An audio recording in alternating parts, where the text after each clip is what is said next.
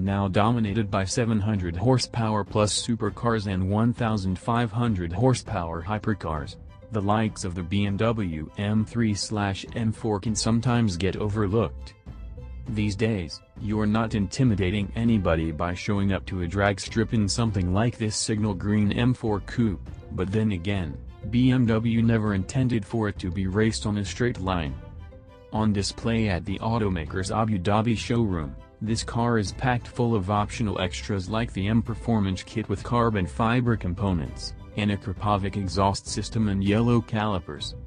In the cabin, there are carbon fiber inserts and an Alcantara trim on the steering wheel and handbrake lever, along with green stitching on the seats, door panels, armrest, upper and lower dashboard. Overall, BMW interiors don't come much sportier than this, unless you're sitting inside a genuine DTM car and everything's been stripped out. As far as performance is concerned, this car should still be in stock condition.